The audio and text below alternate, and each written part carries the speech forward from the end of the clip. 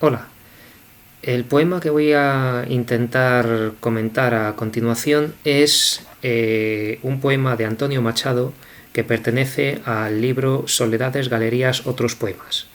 Este libro, editado en Editorial Cátedra, y, y es el poema que tiene como título originalmente Pesadilla, pero que aquí no tiene título y casi mejor no ver mucho el título porque parece que nos lleva a confusión.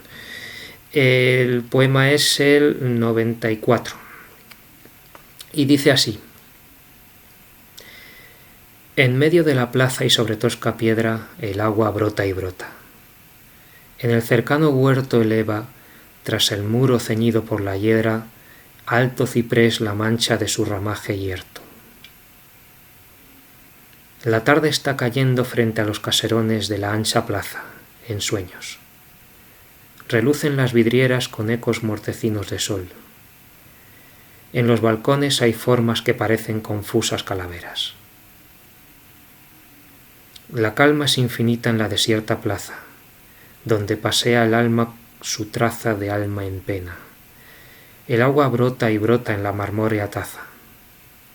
En todo el aire en sombra, no más que el agua suena. Dice así ese poema. Empieza con en medio de la plaza y sobre tosca piedra, y ese verso es suficiente para localizarlo en internet fácilmente. Bien, pues el esquema a seguir en el comentario que suelo hacer con mis actuales alumnos son 7 puntos, aunque podemos hacer ligeras variantes, y es este orden: contextualización, resumen, tema, estructura externa, estructura interna, recursos lingüísticos y figuras retóricas y comentario. Así que vamos por el primero, contextualización. Vemos el texto. ¿Qué tipo de texto es? Pues es un texto de género lírico y está en verso. Es un poema y está en verso.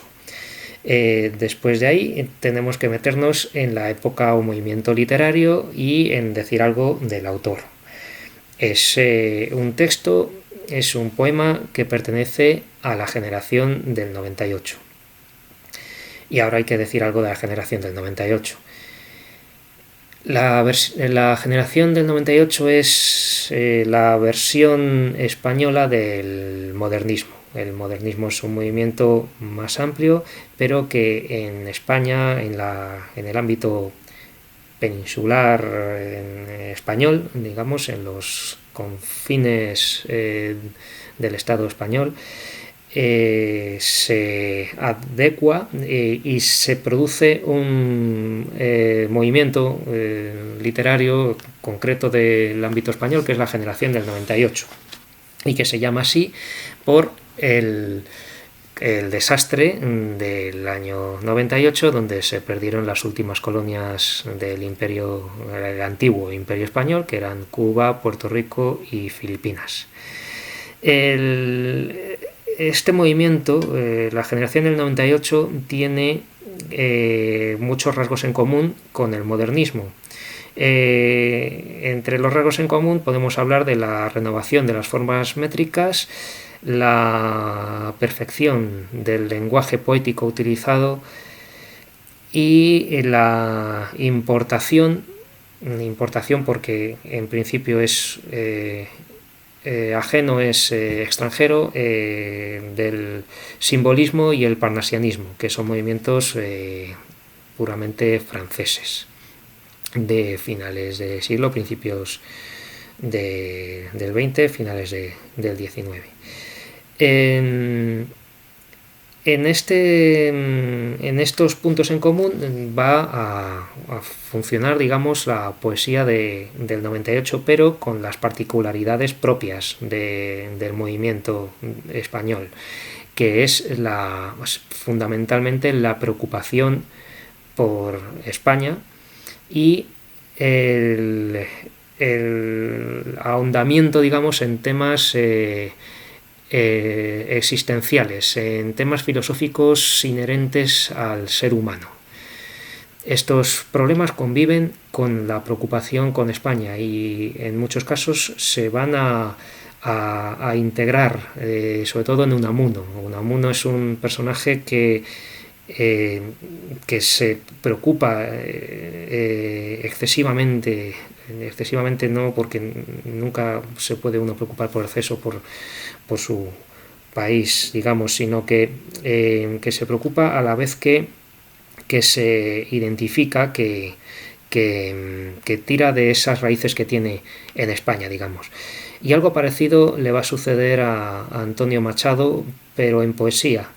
Y mientras que en una primera etapa, la de Campos de Castilla, él ponía su objetivo, digamos, en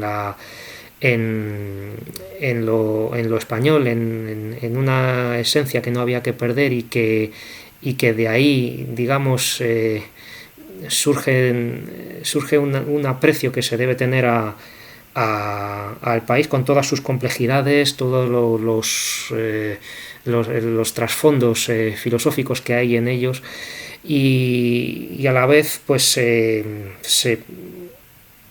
continúa, digamos, este movimiento del modernismo con esta elegancia poética y simbolismo y parnasianismo muy atenuados, digamos, por la fuerza que tiene este motivo de lo español, en este caso, en esta generación, arraigado en lo castellano. Pero luego va a tener otra etapa, Antonio Machado, que va a ser la del libro la de Soledades, Galerías, otros poemas, donde se ahonda en estos problemas humanos, en la filosofía que nos ocupa a todos, digamos, en la existencia, la profundidad del alma, el camino, digamos, hacia la pureza y no quiero decir afrontar la muerte, porque la muerte como tal no se menciona, no aparece, pero como que se vislumbra y no deja de ser algo que nos marca en nuestro proceso, en nuestro camino vital, ¿no? Por eso Machado habla tanto del camino blanco y la vida como sueño, ¿no? Una vida que no deja de ser pensamiento, digamos. En el sueño hay una gran complejidad porque, por ejemplo, Unamuno en Niebla no deja de decir que vivimos soñando, pero a la vez parece que somos soñados por algo más, alguien más que es quien nos sueña. Entonces no sabemos si somos producto de un sueño o nosotros somos lo que estamos soñando, lo que vemos. Así que toda esta complejidad se desarrolla a la generación del 98. Y Antonio Machado en este poema va a nutrirse, va a beber mucho del simbolismo.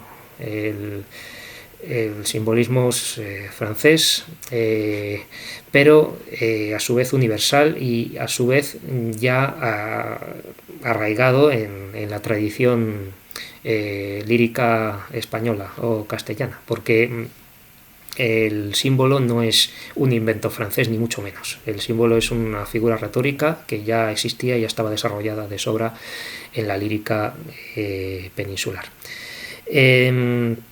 Así que antes de seguir voy a hacer un breve inciso para hablar del símbolo. ¿Qué es el símbolo? El símbolo es la figura retórica más poderosa y locutivamente, digamos, en el acto, en la parte que transmite, que comunica el poema, porque hace participar al lector, al receptor. El símbolo es la alusión a un concepto a través de la mención de un objeto físico de nuestra realidad. En muchos casos un elemento de la naturaleza. Este elemento de la naturaleza se menciona como una realidad física, se habla de la doble naturaleza del símbolo porque es físico a la vez que es algo intelectivo, digamos, algo figurado. O sea, es físico y es figurado. Es una realidad física y es, valga la redundancia, simbólica. Entonces, vamos a tener en muchos poemas una mención o una serie de menciones, digamos, porque muchas veces se conjugan unos símbolos con otros. Vamos a tener una mención de un decorado, de un escenario, donde va a haber en muchos casos elementos de la naturaleza, o bien no originalmente naturales, sino que ya han pasado por un proceso humano y en casos finales que no voy a explicar aquí, pueden ser otros elementos que son creaciones humanas. Pero estos elementos aluden a conceptos, y esto es muy importante, que no son realidades concretas. Eso es una metáfora. Una metáfora tiene un término real y un término imaginario, y el término imaginario que se menciona puede ser un elemento cualquiera, pero el elemento real al que se refiere es una realidad concreta. Por ejemplo, lo típico de las perlas de tu boca. Tendríamos un símil sería los dos términos mencionados, que sería dientes como perlas. Tenemos dientes y tenemos perlas, pero si decimos las perlas de tu boca, tenemos una mención de perlas, que es el término imaginario, y el término real que se deduce es los dientes, ¿no? Las perlas se parecen o lo que sea, entonces son los dientes. Pero en el símbolo no vamos a tener realidades concretas, sino abstractas, son conceptos. Por tanto, lo que vamos a decir son, por ejemplo, realidades como amor, como juventud, como justicia. Por ejemplo, en la justicia tendríamos una balanza, presentamos una balanza, es una realidad física, se puede tocar, se puede ver, pero lo que está representando es un concepto, que es la justicia. Si tenemos un pino en una poesía lírica, estamos hablando de un árbol que siempre está verde, que no envejece, que no pierde las hojas y que,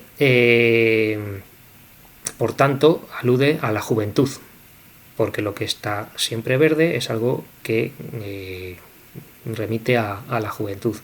Esto no es arbitrario, sino que está probado porque cobran sentido muchos poemas donde aparece el pino. Así que en un principio el símbolo en la tradición, el concepto de tradición es muy importante porque la tradición es lo que lleva, lo que conduce. Traditio viene de conducir, de llevar algo de un lugar a otro, ¿no? Por eso en inglés que el comercio es trade, ¿verdad? Pues tradición, traer, es algo que se trae. Entonces la tradición trae, valga la redundancia, símbolos que vienen de antes. ¿Qué pasa? Que llega un momento en que en la época más moderna, en los símbolos que han sido tradición en la poesía, se van a volver herméticos. Esto quiere decir que ya no son tan fáciles de interpretar porque no tenemos otros poemas donde tengan ese sentido. Entonces estos símbolos van a obedecer más a la mente del propio poeta, a la imaginación y a la atribución que él le esté dando. No obstante, el poeta ha tenido que nutrirse de la tradición también, entonces van a resonar ecos de la tradición en su asociación de conceptos con los símbolos que mencione. A la vez, también hay otra idea importante, que es que los psicoanalistas de la época posromántica moderna, por así decirlo, como Freud y Jung, en este caso Carl Gustav Jung, va a decir Jung que el símbolo de por sí es colectivo. Es decir, que alguien que crea haber inventado un símbolo no lo ha inventado para sí mismo porque con esos rasgos que va a tener, con esa sugerencia que tiene, se le va a ocurrir a muchas personas a la vez. El símbolo de por sí es colectivo, según Jung. Entonces, lo que nos va a sugerir Machado en este poema va a ser muy confuso, muy de su propia imaginación, pero a la vez es atribuible a la mentalidad colectiva, digamos, a la propia humanidad, por así decirlo, tirando alto. Son símbolos que llegan a la esencia humana. Deben llegar porque han partido de una reflexión muy profunda del poeta y tienen que ver con todo lo humano. Así que Machado, en todo esto, hay que decir que estudió en la Institución Libre de Enseñanza bajo la tutela como discípulo de Giner de los Ríos. Y Giner de los Ríos era un hombre que había sentido cierta simpatía o que había sido influenciado en gran medida por el krausismo. Y el krausismo es un movimiento que viene de Alemania. Y Alemania es un país que tiene una tradición luterana y por tanto tiene una fuerte tendencia a una interpretación personal de los textos, que es lo que decía Lutero, que cada uno debe leer la Biblia y entenderla por sí. Sin embargo, bueno, además de esto, junto con este luteranismo, esta interpretación, en Alemania se da el gran bloque filosófico en filosofía del idealismo filosófico. El idealismo es un movimiento filosófico de gran libertad y por tanto muy difuso, muy confuso, donde, bueno, no puedo meterme en esto porque no lo domino, pero en esta confusión prima, digamos, la interpretación personal de cada uno de las cosas. A este grupo filosófico pues pertenecen Hegel, Heidegger, Nietzsche, sobre todo. Así que son personajes que tienen una gran influencia y a la vez son muy difusos. Y todo esto influye en Machado. Bueno, pues volviendo al poema, vamos a hacer primero el resumen. Después de la contextualización, después de haber hablado un poco de Machado y de la generación del 98, tenemos que resumirlo. Bueno, pues el poema se puede resumir como una descripción de una plaza, de un pueblo, con una fuente en medio, a la hora del atardecer y donde hay una calma infinita. Más o menos, pasando por todo el recorrido del poema, tenemos todo esto. Descripción de una plaza con una fuente en medio, a la hora del atardecer y donde hay una calma infinita. Eso podría ser un resumen. El tema es muy complicado y podríamos dejarlo incluso para lo último. Si tenemos que hacer un examen podemos dejar el hueco o simplemente aventurarnos y decir que es no decirlo y ya decirlo al final en el comentario, pero el tema merece un estudio casi aparte. Aún así lo voy a adelantar. Tengo dos propuestas. La primera podría ser, y creo que es más precisa, recogimiento del poeta en calma y soledad a través de la contemplación de una plaza. Repito, recogimiento del poeta en calma y soledad a través de la contemplación de una plaza. También podríamos decirlo de esta otra manera. Plaza vacía y triste de un pueblo vista como el paisaje interior del alma del poeta. Quizá esta guste más. Una plaza vacía y triste de un pueblo vista como el paisaje interior del alma del poeta. Y todo esto tiene relación con lo que he estado diciendo del símbolo. Una realidad física que representa conceptos, ideas, abstracciones. Todo lo que se ve en un poema lírico tiene un sentido simbólico, porque la lírica es el género de las emociones, de los sentimientos y emociones y de la subjetividad del hombre, del ser humano. Entonces, en lírica, forzosamente, no va a haber nada arbitrario y todo lo que se diga va a tener un sentido, y un sentido que, como es lírica y que habla de sentimientos, va a tener un sentido emocional o reflexivo, intelectual, algo que tenga que ver con la subjetividad. Así que tenemos ya el resumen, el tema, y vamos a seguir. La estructura externa. Vale, pues en la estructura externa hemos dicho que el poema está en verso, es un poema en verso y tiene 3 estrofas. Está formado por 3 estrofas. Estas estrofas tienen 4 versos cada una y los versos son de una medida muy concreta, que son versos alejandrinos, de 14 sílabas. Y es que hay que decir que los versos alejandrinos son típicos, son propios del modernismo. ¿Por qué son propios del modernismo? Porque el modernismo plantea una renovación de las formas poéticas. Entonces quiere darle un sentido nuevo a lo viejo. Por eso es modernismo, habla de modernizar, ¿verdad? Entonces va a darle un toque nuevo, novedoso a lo viejo. Y es que el verso alejandrino es muy, muy, muy viejo. El verso alejandrino se inventó con el Mester de Clerecía en la Edad Media. El verso alejandrino es el del libro de Alexandre, del Mester de Clerecía, que era anónimo, y luego va a ser el más utilizado por Gonzalo de Berceo, que era el poeta español por antonomasia, el primer autor conocido en lengua castellana, además, el primero que firmó sus textos, porque antes era todo anónimo.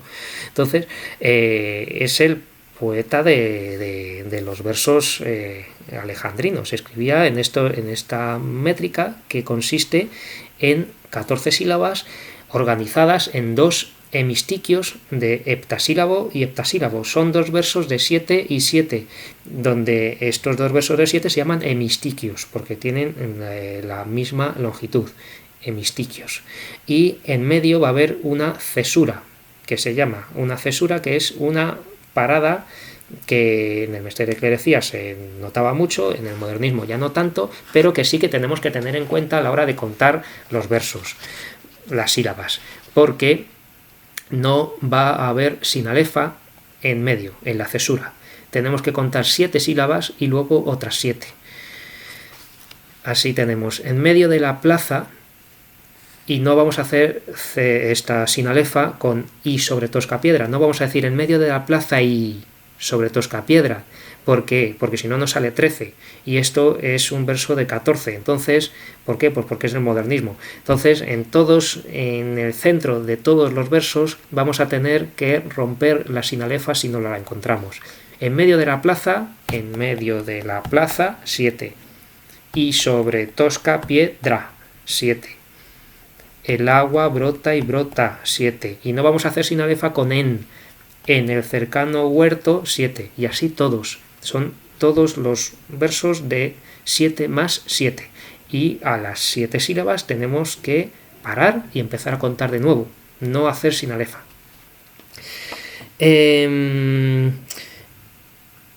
Y luego la rima es consonante, organizada en alternancia, rima alterna, AB, AB, luego va a ser CD, CD y luego F, F. Entonces es rima alternante, AB, AB, en mayúscula porque son versos de arte mayor. Y Y una cosa más, que con la rima... nada, no, la rima ya está. Y una cosa más, eso sí, con el tipo de texto. Una cosa muy curiosa, muy importante, que es que hemos dicho en el resumen que es una descripción. Pues esto también hay que decirlo en la estructura externa, que el texto es de género lírico, sí, pero la modalidad discursiva o tipología textual es una descripción, es descriptiva, es una modalidad descriptiva. No es narrativa ni es otra cosa, es descriptiva. Y está claro que es una descripción porque no hay personas. Un elemento digamos característico de la descripción es el elemento no humano, es decir, que no hay una persona, no hay.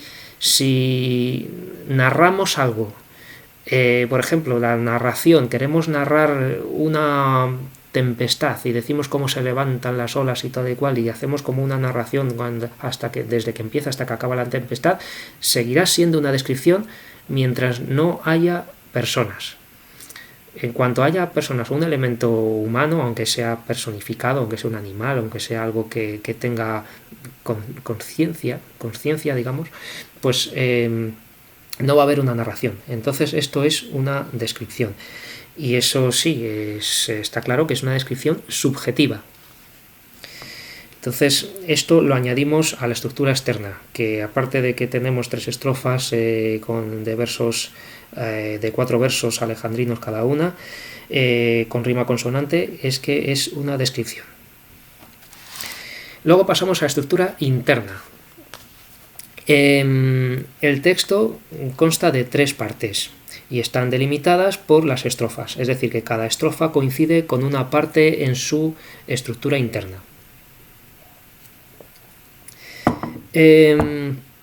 La primera va a ser una descripción del espacio que se está observando, y subrayo el espacio, porque son las coordenadas espaciales, porque está hablando de la plaza, en medio de la plaza, el cercano huerto. Fijaos cómo está delimitando las coordenadas de lo que está cerca, tras el muro, o sea, está diciendo una serie de ixis espaciales para hablar del espacio en el que se delimita esto que se está describiendo. Iba a decir que está ocurriendo, no, o sea, está ocurriendo, pero nos falta una persona ahí.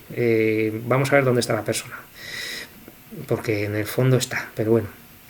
Un alto ciprés, etcétera. Entonces tenemos las coordenadas espaciales: fuente, plaza, huerto, muro con hiedra y ciprés.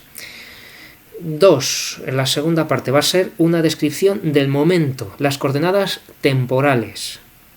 Leo el párrafo, la estrofa, perdón. La tarde está cayendo frente a los caserones de la ancha plaza en sueños. Relucen las vidrieras con ecos mortecinos de sol.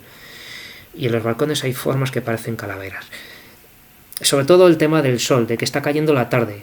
Eso no nos lo habían dicho al principio. Es ahí cuando sabemos en qué momento se está dando esa descripción.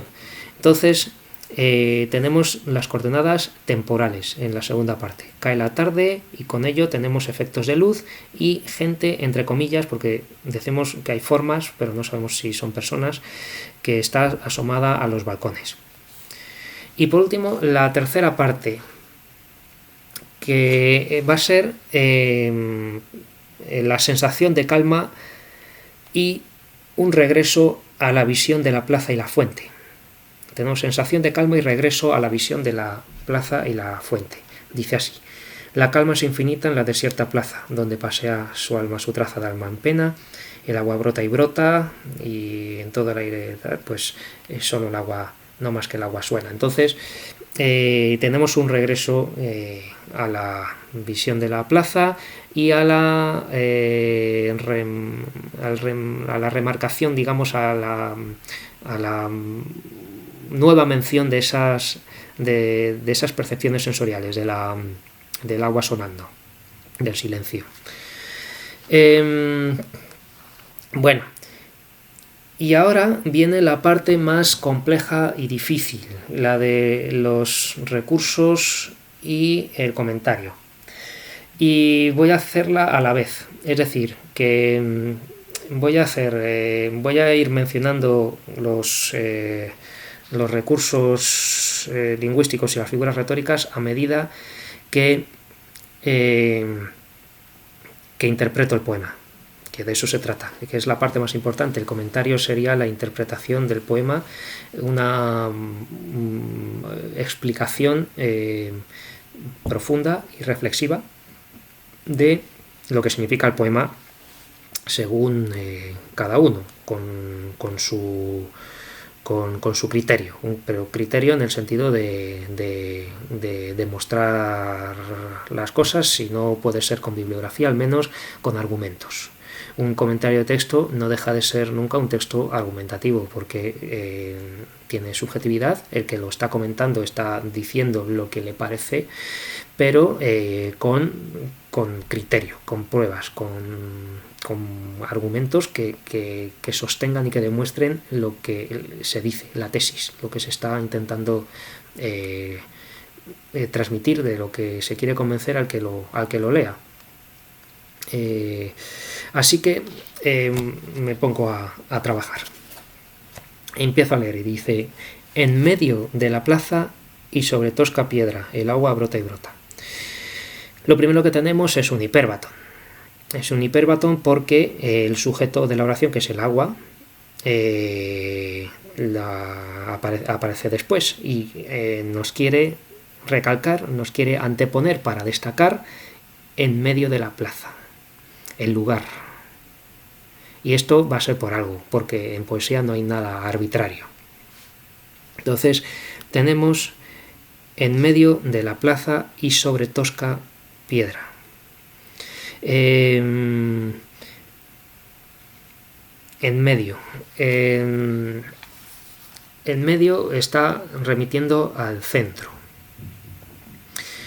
En esto pues voy a empezar a meterme en algo confuso y difícil, pero este medio, este centro tiene que ver con algo céntrico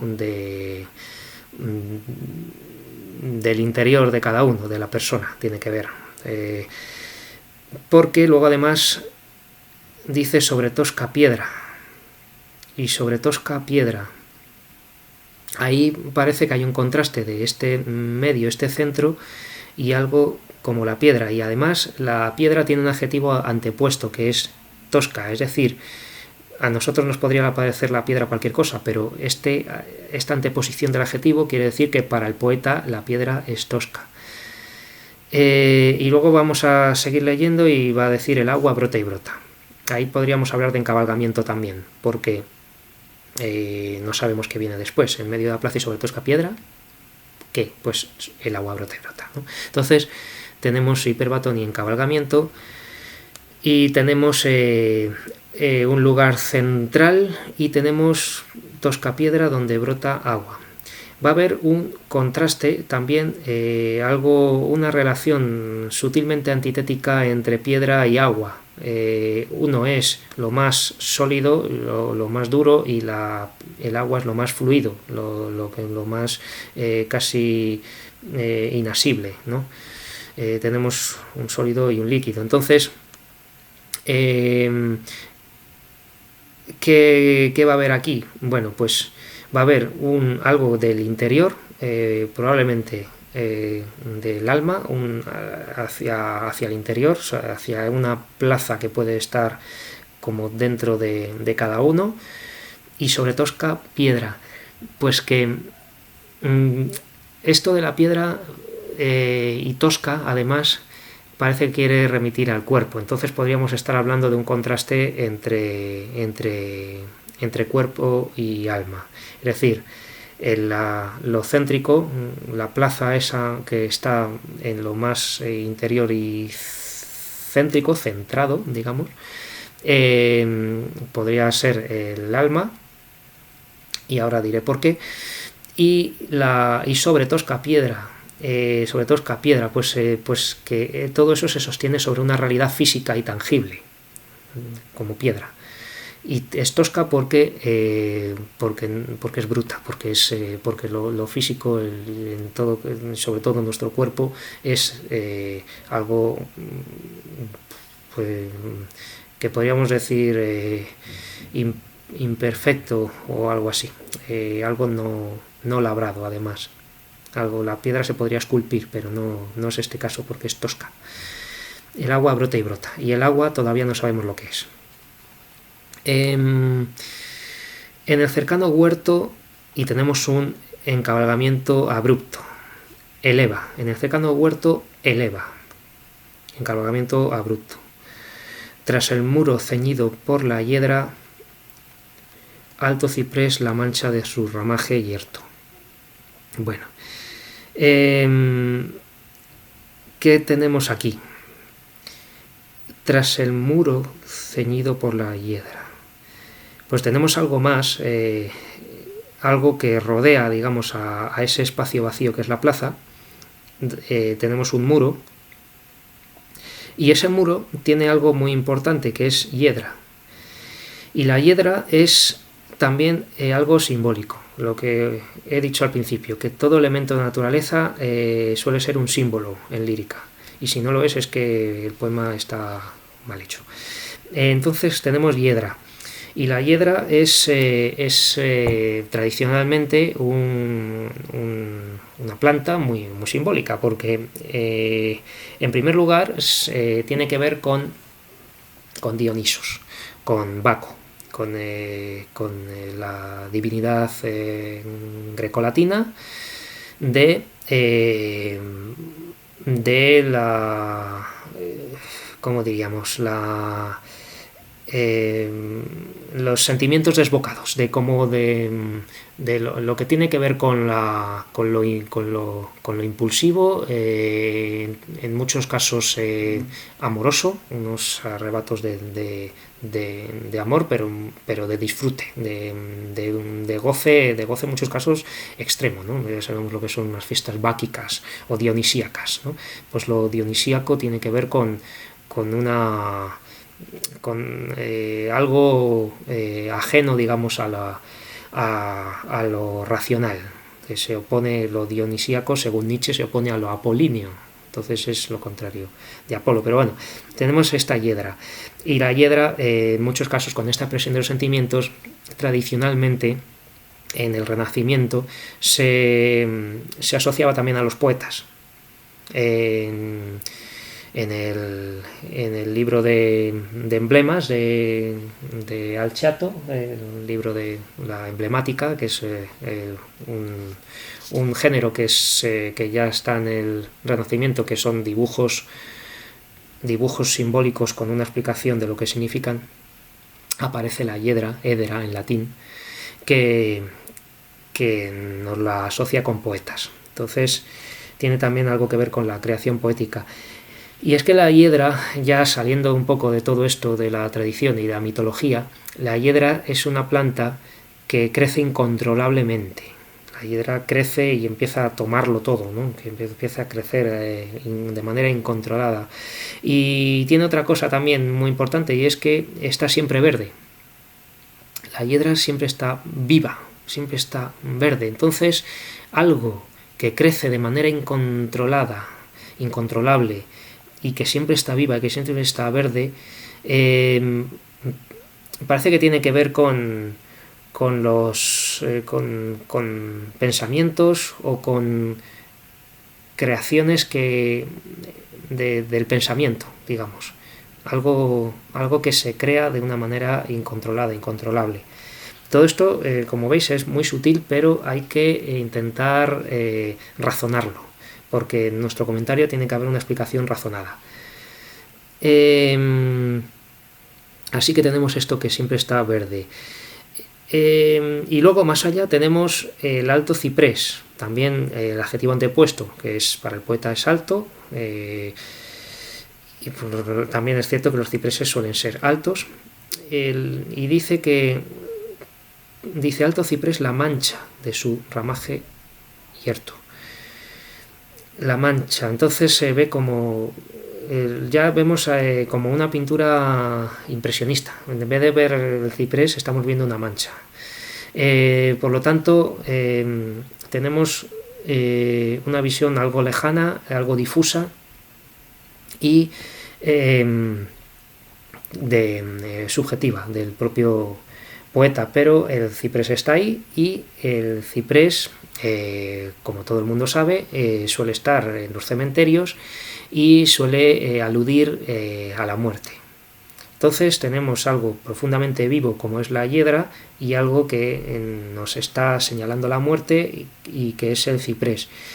En el cercano huerto está el muro con la hiedra, o sea que cerca está esta parte viva, mientras que lo que nos está anunciando la muerte está un poco más lejos, tras el muro, detrás del muro. Parece que hay un paso que superar, ¿no? Tenemos el muro, que puede ser la frontera entre la vida y la muerte, y detrás está la muerte con ese ciprés, que además nos dice que tiene un ramaje yerto, por lo tanto está en consonancia con esta alusión a la muerte del ciprés, que a su vez también está siempre verde, un verde más apagado, pero que también está siempre vivo, también es perenne. Así que pasamos a la siguiente estrofa. La tarde está cayendo frente a los caserones.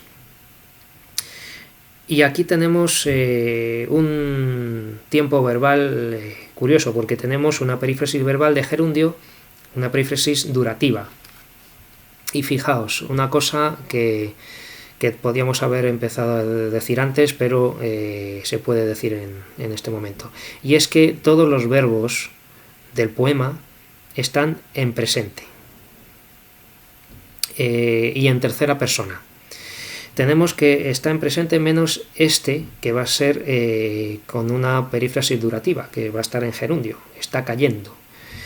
Por lo tanto está indicando duración, está indicando algo que permanece durante el intervalo que sea, pero no va a ser mucho, porque sabemos que la tarde acaba. La tarde está cayendo, entonces estamos anticipando casi un final, que va a llegar la noche. Y todos los verbos están en tercera persona, con lo que no tenemos ninguna primera persona, no hay ningún yo, no hay todo está en tercera y está ajeno al yo, y esto es muy importante porque va a estar relacionado con lo que se dice. La tarde está cayendo frente a los caserones y otro encabalgamiento de la ancha plaza, y la plaza es ancha. Tenemos otro adjetivo antepuesto que indica subjetividad. Para el poeta esa plaza es ancha. Y dice luego, anota a continuación, en sueños. Bien, la tarde está cayendo frente a los caserones en sueños. Esto nos lleva a una gran confusión, porque la realidad que estábamos viendo parece que está confusa, que está en sueños. Y aquí ya podemos aventurar que hay un observador. No me gusta, no es muy fácil de decir esto de que hay un observador implícito, un lector implícito o lo que sea, porque esto es una teoría de literatura, una parte de teoría de literatura bastante complicada, pero en sueños tiene que haber alguien que lo sueñe. Entonces ya nos estamos viendo casi como un observador, y nos estamos viendo como el propio poeta, o sea, que sabemos que hay un poeta que está viendo esto y que está pensando que todo esto puede ser en sueños. Entonces, en sueños tendríamos como que indicarlo como como un rasgo, una prueba de la existencia de un poeta que está observando todo esto, y en donde se figura una gran subjetividad, porque está diciendo que todo esto lo puede estar soñando. Digo lo puede porque todo este término de soñar se relaciona con lo que he dicho al principio de este vídeo, que es la confusión unamuniana de realidad y sueño, que a su vez viene de Calderón de la Barca, del barroco, donde la realidad es engañosa, que es la prerrogativa barroca por excelencia, y entonces puede ser, o estos poetas o esta gente de esta época considera que estemos soñando, que la vida sea un sueño, como promovía, como decía Calderón en la vida sueño, en su auto sacramental más famoso. Entonces, todo esto lo podemos decir con este ensueños, ¿no? Luego, relucen las vidrieras con ecos mortecinos de sol. Relucen las vidrieras y tenemos otro encabalgamiento. El encabalgamiento, como sabéis, es para indicar suspense, que no se sepa, expectación sobre lo que va a venir después, y también, y es muy importante también, para enhebrar, para extender una reflexión que no cabe en un verso y que por tanto también nos anima a seguir viendo de qué nos está explicando. Entonces, el relucen las vidrieras, encabalgamiento con ecos mortecinos de sol. Y aquí tenemos un rasgo modernista, que es el cromatismo y el énfasis en lo sensorial. Aquí estamos viendo luz. Primero hemos visto la luz de la tarde, porque con la tarde ya tenemos todo, con esa plaza, con esas casas en un pueblo, pues la vamos a ver con un tono amarillento, anaranjado, y con las sombras alargadas de la tarde cuando cae. Con muy poco se puede decir mucho. Al decir la tarde está cayendo, ya vemos todas estas sombras que se alargan, ya vemos estas sombras, estos tonos, y vemos la tonalidad amarillenta, anaranjada de aquello, ¿no? Incluso a lo mejor se puede ver el sol atardeciendo con su tono rojizo. Y en esto relucen las vidrieras. Entonces, las vidrieras están en las iglesias, o a lo mejor también en algunas casas un poco más señoriales o lo que sea, y las vidrieras van a producir un efecto multicolor, van a dar una pluralidad de colores. Entonces, en este tono rojizo que tiene varias connotaciones, vamos a tener este tono multicolor. Vamos a ver primero la parte del sol, con ecos mortecinos de sol. Fijaos en el adjetivo mortecinos de sol. La tarde es un símbolo también, porque este fenómeno atmosférico o astronómico incluso, es algo que tiene también una gran resonancia de la tradición. En la tradición lírica, la mañana, el alba, es la juventud, porque siempre que se habla de amor se suele hablar del alba. El alba venid, amigo, el alba venid.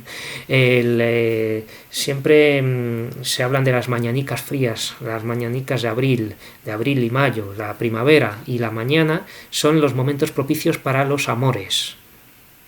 La juventud es un momento de gran ánimo amoroso, no deja de estar toda la vida, pero cuando brota y cuando surge, pues hay que disfrutarlo y hay que aprovecharlo, que es un poco el mensaje que nos manda la lírica tradicional, y luego también el tópico del carpe diem en el Renacimiento. Entonces, la juventud hay que vivirla, y la juventud se simboliza con la mañana y con el alba.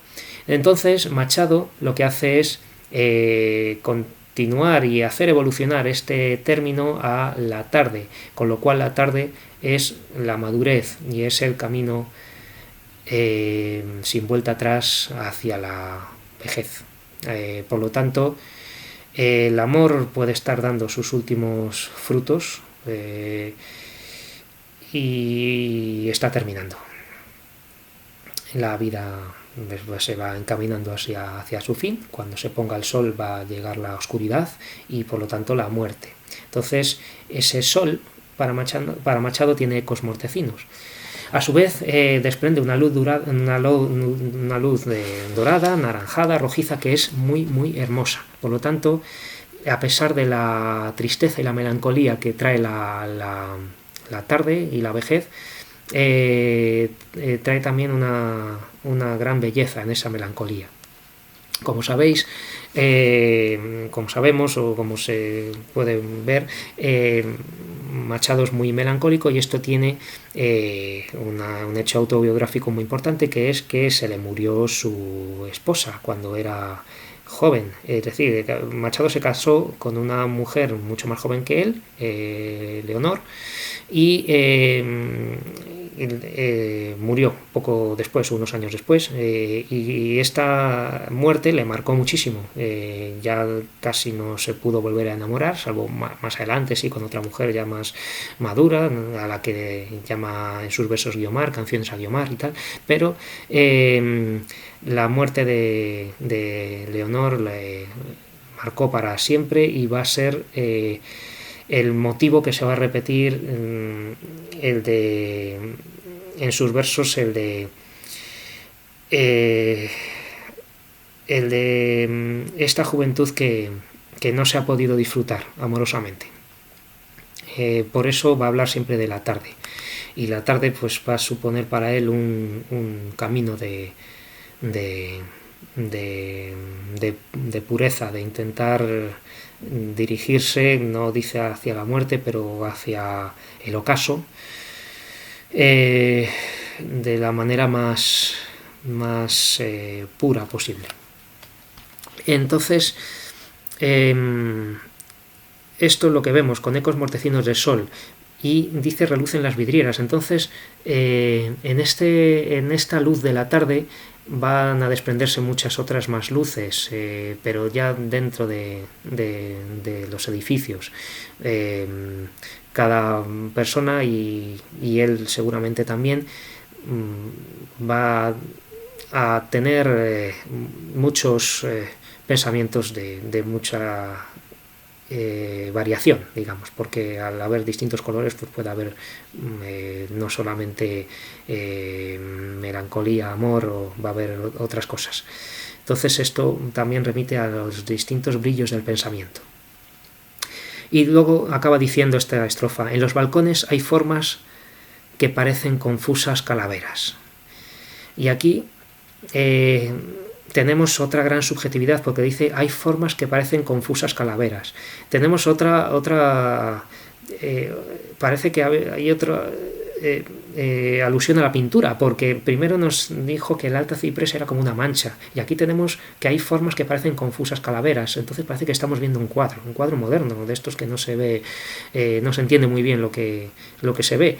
Y por tanto tenemos una clara, una fuerte tendencia a un observador que está viendo esto, porque si te dice que está en sueños, que hay formas que parecen confusas calaveras, el observador, o sea, el poeta no está, pero está.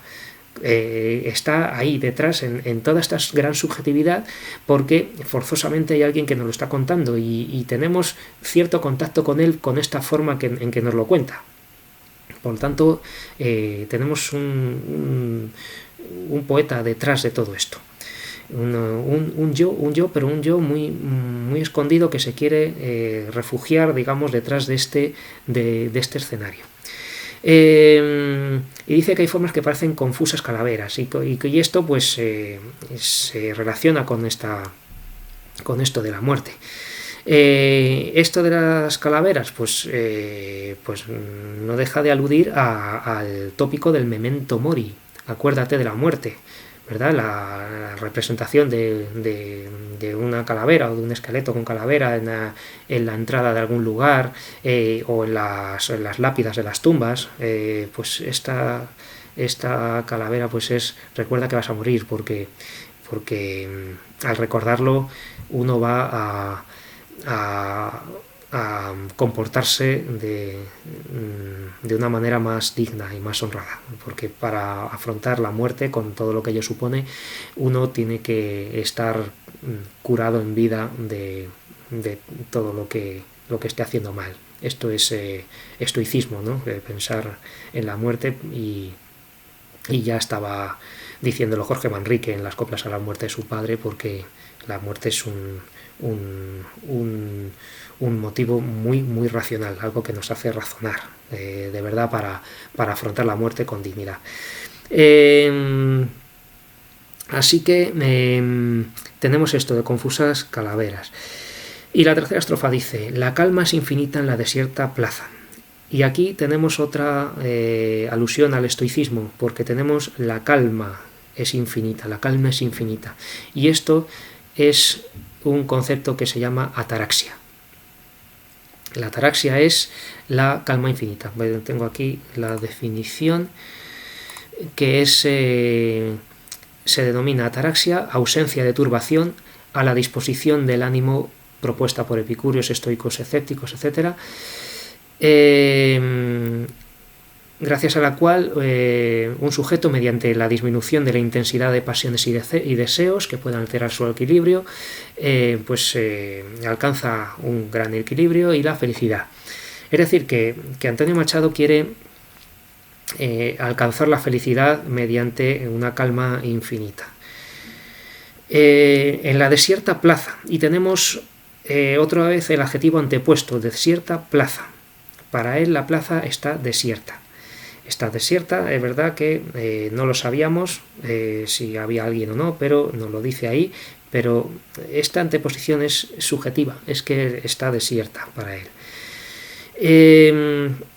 Y aquí voy a detenerme un momento en la plaza, porque dice, ha dicho antes, en medio de la plaza, una ubicación donde tenemos una fuente, tenemos que la plaza es ancha para el poeta, ancha plaza, y ahora tenemos desierta plaza. Y es que,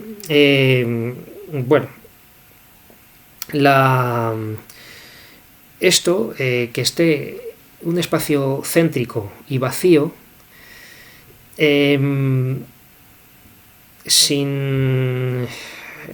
no sé si me puedo equivocar mucho, pero tiene algo de filosofía oriental, de budismo, porque el budismo zen tiene como concepto central la vacuidad, algo que llaman sunyata, la vacuidad. Entonces, este vacío tiene que ver con que haya una ausencia de la primera persona del poema, una ausencia del yo, del ego, está vacío. Entonces se quiere remarcar ese vacío, ese espacio vacío en torno al cual pues ya empieza a haber edificios, empieza a haber ideas y tal y cual, pero quiere enfatizarlos, ese vacío que es grande y que está desierto, que es ancha plaza, desierta plaza, está vacío.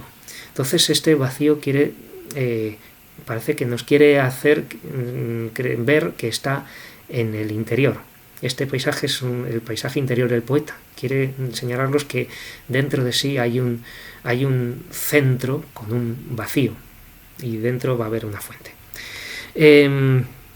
Entonces tenemos esta ataraxia, esta calma infinita en este vacío, de esta ausencia de ese yo, de la propia identidad de la cual se quiere vaciar en ese momento, quizá. En ese momento que está en presente, y el presente es el más difuso de los tiempos, el más impreciso, el más inasible, y a la vez es el infinito, porque el presente es algo que hoy en día no se quiere decir que vivamos el presente, porque el presente es lo que se desprende de fin, de todo tiempo. El presente es casi no tiempo, ¿no? Entonces hay una infinitud, hay una eternidad en ese presente y en ese vacío y en esa calma. La calma es infinita, además me lo dice aquí con este atributo, ¿no? Es infinita. En la desierta plaza, donde pasea el alma su traza de alma en pena. Donde pasea el alma su traza de alma en pena. Donde pasea el alma su traza de alma en pena, pues parece una paradoja, que el alma pasee trazas de alma, ¿no? Que el alma parece que está formada por una entidad múltiple, donde el alma pasea su traza de alma en pena, y esta alma en pena pues sí que alude a la tristeza y a lo incorpóreo, por supuesto. El agua brota y brota en la marmórea taza. Aquí tenemos una repetición del principio del poema, por lo tanto hay una insistencia en este brota y brota. No lo he dicho antes, pero esta repetición es para insistir, es para enfatizar y para dar una resonancia de duración. El agua brota y brota y no se acaba. El agua brota y brota. Entonces esta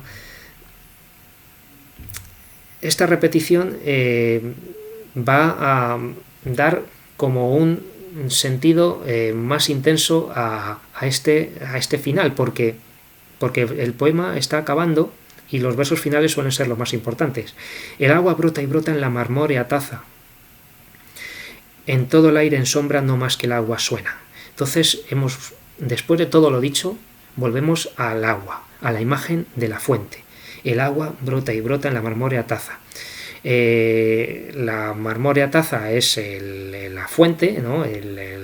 La construcción de piedra en la cual está la fuente, que se corresponde con la tosca piedra, aunque aquí está diciendo marmórea, por lo tanto parece que es algo más elaborado. Y marmórea taza es una metáfora simple, simplemente para referirse a la fuente. Y luego nos dicen todo el aire en sombra, no más que el agua suena. Tenemos el aire en sombra, que es un recurso muy, muy difícil, porque estamos atribuyendo sombra, que es algo que se suele proyectar sobre algo físico y sólido, como una pared o el suelo, y aquí el aire en sombra, pues el aire en sombra pues es algo muy difícil, es un efecto lumínico en algo sensitivo e incorpóreo, gaseoso, que es el aire. Entonces ahí hay un juego de percepciones sensoriales, no se puede llamar de otra manera, un juego de percepciones sensoriales en el aire en sombra. Tenemos sombra en el aire. No más que el agua suena, no más que el agua suena. Después de todo lo dicho, tenemos una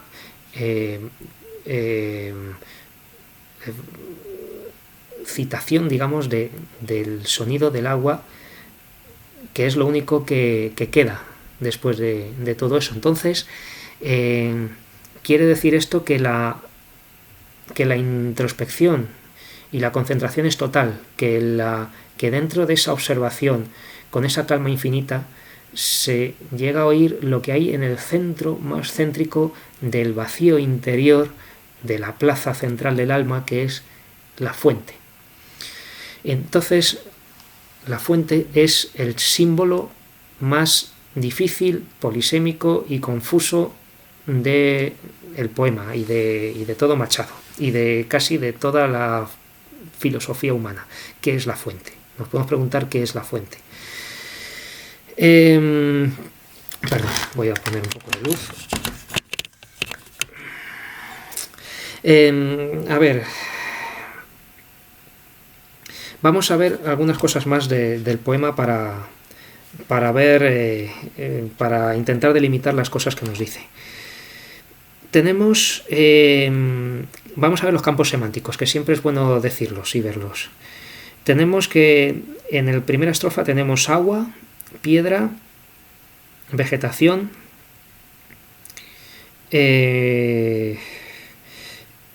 y luego vamos a tener más agua. Entonces, agua y piedra y vegetación son digamos, elementos naturales físicos que van a describir la realidad del poeta, del paisaje del poeta. Luego vamos a tener pues también un paisaje un paisaje semiurbano, digamos, un paisaje de la construcción humana, por así decirlo. Vamos a tener caserones, vamos a tener plaza también, vamos a tener balcones, vidrieras y podemos incluso mencionar marmórea taza, como otra vez como fuente. Y luego pues hay un campo semántico que hay que decir, que es la muerte. Y es muy importante porque también es un eje vertebrador del poema, que va a ser ciprés, hierto, mortecinos, calaveras y sombra. Esas palabras tienen que ver con la anunciación de la muerte, digamos, un presagio de la muerte. Por lo tanto, va a hacer que el poeta se purifique de alguna manera. La conciencia de la muerte produce una purificación, digamos, que se va a traducir en esta ataraxia, en esta calma infinita. En esto de la ataraxia podríamos casi aventurar incluso que en el atardecer, con esa luz bella y dorada, puede haber una cierta iluminación, lo cual tendría que ver también con la filosofía oriental. Y voy a tratar de decir algo sobre la fuente, que lo voy a dejar abierto para que cada uno pueda interpretar lo que quiera, que va a ser ya el final de este comentario. El agua pues es un símbolo que es eterno, ¿no? El agua es algo que trae vida y que trae fertilidad. Pero el agua originalmente, la lírica tradicional, era un símbolo de satisfacción amorosa, simple y llanamente era la satisfacción amorosa, porque en el mes de mayo, con el calor y cuando hace calor y hay sed, se quiere y se desea beber agua fresca y agua clara y limpia, agua que sea muy tentadora. En muchos casos hay una participación mística que se llama de una bella y joven mujer que se está lavando los cabellos o que se está lavando o que está bebiendo de la fuente. En otros casos son ciervos los que van a beber a la fuente. Entonces hay en esa fuente hay una alusión al concepto de la satisfacción amorosa. La fuente va a ser algo satisfactorio. Vamos a apuntar y anotar como primer punto de la fuente algo que satisface. ¿Por qué? Porque Machado no parece que sea solo satisfacción amorosa. De hecho, no hay más alusiones al disfrute. Aquí tenemos más alusiones a la muerte que al disfrute.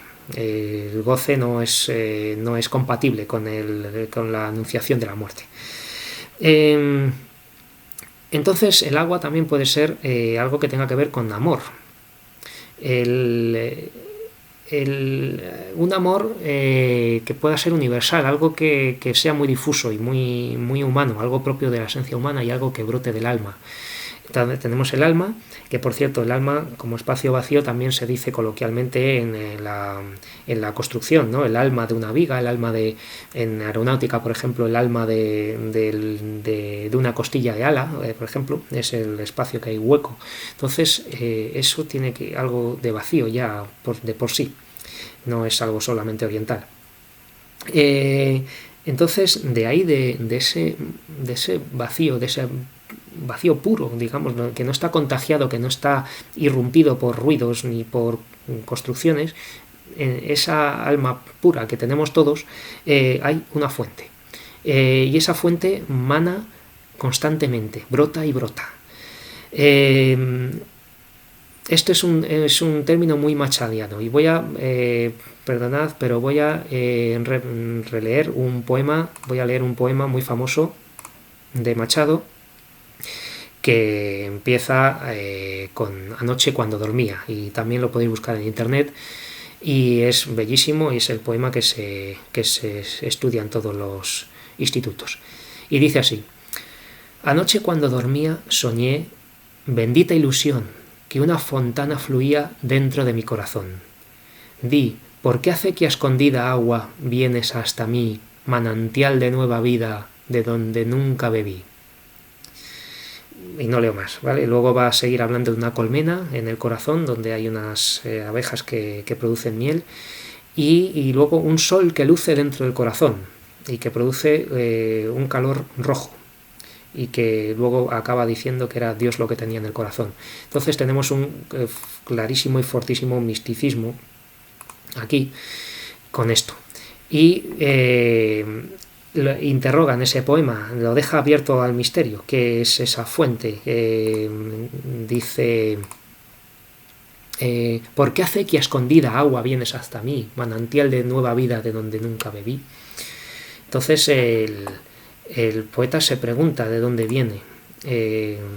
No lo sabe, no lo sabe. Y de hecho, en otro poema que hay aquí en este libro, un poema que decía que no publicó, dice: misterio de la fuente, en ti las horas sus redes tejen de invisible hiedra. Cautivo en ti, mil tardes soñadoras, el símbolo adoré de agua y de piedra. Esto parece casi un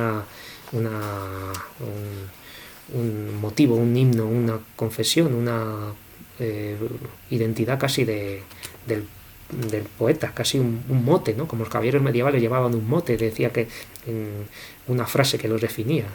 Entonces dice: misterio de la fuente, en ti las horas sus redes tejen de invisible hiedra. Fijaos otra vez la hiedra. Cautivo en ti mil tardes soñadoras, otra vez el sueño y la tarde. El símbolo adoré, o sea, dice hasta símbolo, dice que es el símbolo adoré de agua y de piedra, o sea, la fuente como construcción de piedra con agua que emerge de ella, va a ser el símbolo que va a acompañar toda la vida a Machado.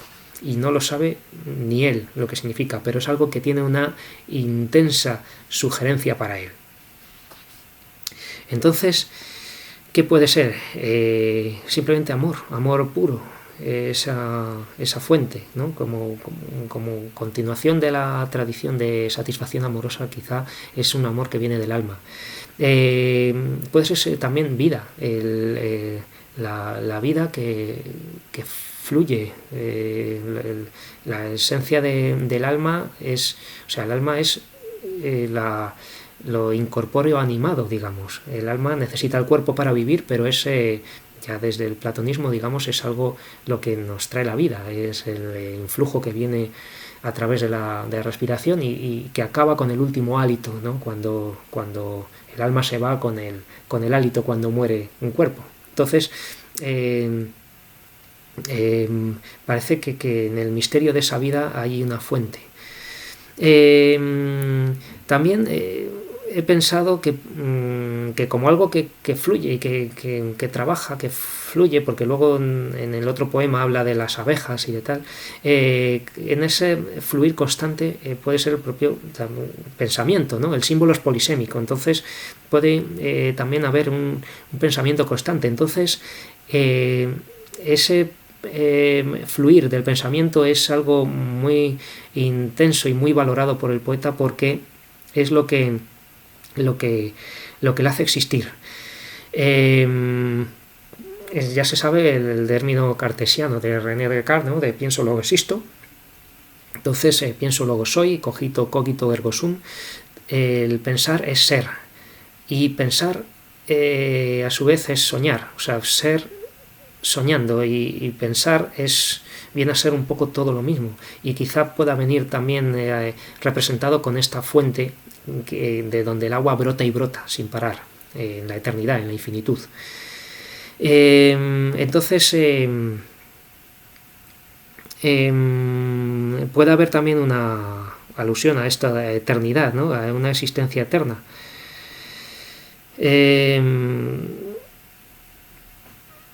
Y con ello pues ya dejo abierto, digamos, el, el, el trabajo de cada uno de interpretar este poema, de que cada uno pueda pensar qué simboliza la fuente, qué cree cada uno que le sugiere este símbolo, porque el símbolo es el recurso literario más poderoso, insisto, y aparte es algo que nos da libertad, porque dentro de la